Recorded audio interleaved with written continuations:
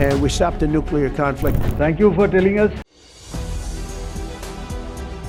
दोस्तों, क्या शहबाज शरीफ दुनिया से कोई बहुत बड़ी बात छुपा रहे हैं?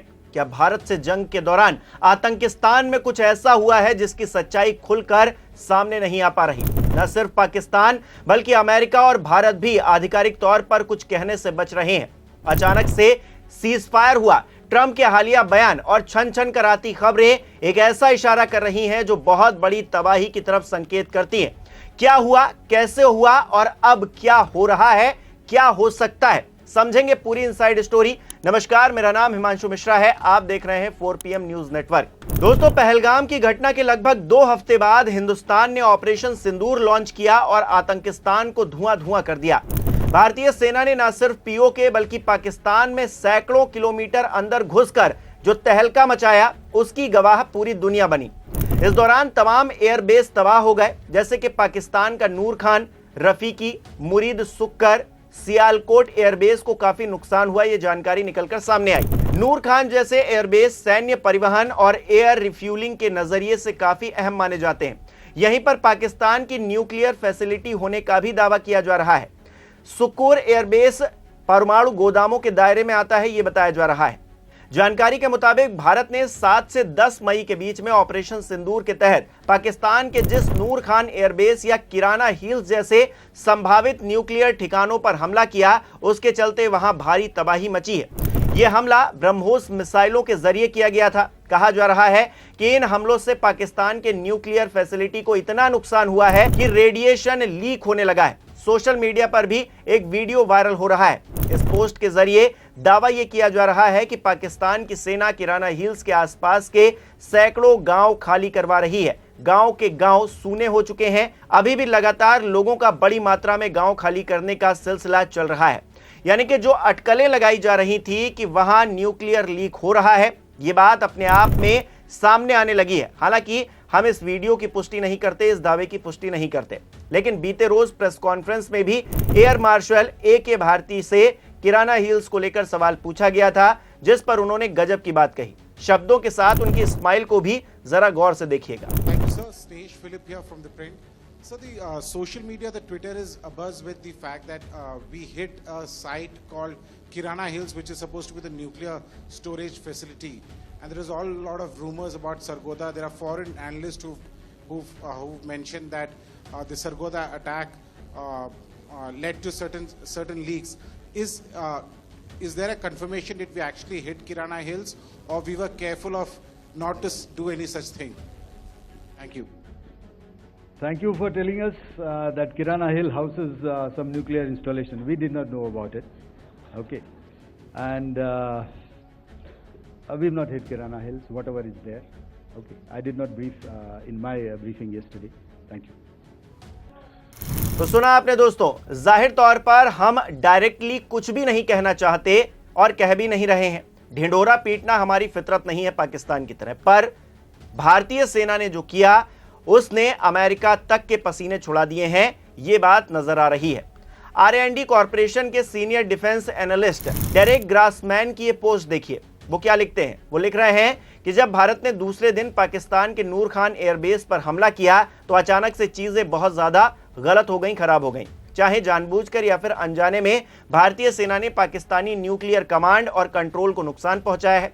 बताया जा रहा है कि यहां एक न्यूक्लियर फैसिलिटी भी थी जहां से अब रेडियो एक्टिव लीक होने शुरू हो गए हैं। इस बात की जानकारी निकलकर सामने आ रही है। ग्रासमैन बता रहे हैं कि अमेरिका की सीज फायर से पहले स्थिति कितनी खतरनाक हो गई थी, इसे बता पाना मुश्किल है। यानी कि भारतीय सेना का नूर खान पर भयंकर हमला, वहां न्यूक्लियर फैसिलिटी को नुकसान होना, खबर आना कि रेडियो एक्टिव लीक हो रहा है और उसके बाद अमेरिका तक बात पहुंची होगी, फिर ट्रंप ने दोनों तरफ से बात की होगी, आनन फानन में सीज फायर का ऐलान किया गया। ये कहानी पहले कुछ और नजर आ रही थी जो अब कुछ और दिख रही है। पहले क्या कहा जा रहा था? पहले कहा जा रहा था कि भारत से मार खाने के बाद बौखलाया पाकिस्तान परमाणु हमले की तैयारी कर रहा है, जिसके चलते अमेरिका ने बीच बचाव किया और पाकिस्तान को ठंडा करके सीज फायर करवाया गया। उस वक्त ट्रंप का जो बयान सामने आया था उसे याद कीजिए। उन्होंने कहा था कि लाखों लोग मर सकते थे। दुनिया को लग रहा था कि वो भारत पर हमले के मद्देनजर ये बात कह रहे हैं, पर अब समझ आ रहा है कि ट्रंप पाकिस्तान की बात कर रहे थे। अगर भारत हमले नहीं रोकता तो शायद न्यूक्लियर फैसिलिटी को और ज्यादा नुकसान होता और रेडियो एक्टिव लीक और तेज होता, जिसका खामियाजा लाखों पाकिस्तानी भुगतते। इसीलिए जैसे ही अमेरिका को हमले के बाद हुए नुकसान की जानकारी मिली तो उसने फौरन अपना एक सीक्रेट एयरप्लेन बोरोन लेकर भेजा। इजिप्ट को भी कहा कि बहुत सारा बोरोन और सैंड लेकर पहुंचो ताकि रेडियो एक्टिविटी को कंट्रोल में लाया जा सके। दोस्तों, आप जानते हैं कि रेडियो एक्टिविटी जहां पर तेज हो जाती है वहां पर बोरोन का बहुत ज्यादा काम होता है और इजिप्ट में नाइल नदी के आसपास बहुत सारा बोरोन है।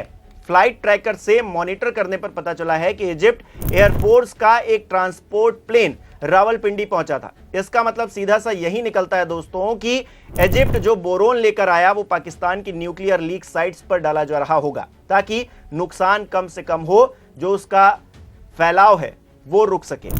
सोशल मीडिया पर वायरल होती तस्वीरें भी बता रही हैं कि कुछ तो हुआ जरूर है जिसे अब संभालने की कोशिश की जा रही है। हालांकि खबरें मैंने शुरुआत में ही कह रहा था कि छन छन करा रही हैं। आप एक कड़ी दर कड़ी जोड़ सकते हैं, सीधे तौर पर कोई कुछ नहीं बता रहा कि हुआ क्या है। बीते रोज ट्रंप ने भी कहा था कि we stopped a nuclear conflict. ये बहुत बड़ी बात है दोस्तों, न्यूक्लियर कॉन्फ्लिक्ट को उन्होंने रोक दिया। होने क्या वाला था, हो क्या गया, ऐसे में सवाल तो खड़े होंगे ही। ट्रंप का जो पहले बयान आया उसके बाद उन्होंने बीते रोज जो कहा बहुत कुछ कह रहा है। ट्रंप श्रेय लेने की कोशिश तो कर रहे हैं लेकिन वो ये भी बता रहे हैं कि बहुत बड़ी बला को उन्होंने टाल दिया है। और क्या जो कहानी बनाई जा रही है, कड़ी दर कड़ी जोड़ी जा रही है, उसमें कुछ सच्चाई है। ट्रंप का ये बयान सुनिए। And we stopped the nuclear conflict. I think it could have been a bad nuclear war. Millions of people could have been killed. So I'm very proud of that. I also want to thank Vice President Vance and Secretary of State Rubio for their work and efforts. They worked very hard on that.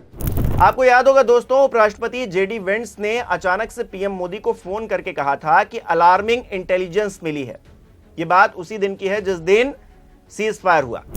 ये वही JD vents थे जिन्होंने भारत पाक युद्ध को लेकर इससे पहले कहा था कि this is none of our business, यानी कि उनको इस बात से कोई फर्क नहीं पड़ता कि भारत पाक के बीच क्या चल रहा है। वो फोन कर रहे हैं पीएम मोदी को और कह रहे हैं कि अलार्मिंग इंटेलिजेंस मिली है। अब जेडी वेंट्स ने पीएम मोदी को कितनी बातें बताई, कितना नहीं बताया, ये ऑफिशियली तो सामने आया नहीं है कि उन्होंने क्या बात की, लेकिन अलार्मिंग सिचुएशन की बात निकलकर सामने आई जिसकी जानकारी प्रधानमंत्री को दी गई जेडी वेंट्स के द्वारा। लेकिन उसके बाद सब कुछ शांत जरूर हो गया, पूरा मामला ठंडा पड़ गया। कुछ ही घंटों में सीज फायर हुआ। इसके बाद ऐसा लगने लगा कि मानो कुछ हुआ ही नहीं, लेकिन उससे पहले बहुत कुछ हो चुका था दोस्तों, जो अगर जारी रहता तो शायद पाकिस्तान पूरी तरह से तबाह हो जाता और लाखों लोग, जैसा कि ट्रंप ने भी कहा, मारे जाते। आप इस पूरे घटनाक्रम को किस तरह से देखते हैं हमें कमेंट करके जरूर बताइए। बहुत बहुत धन्यवाद।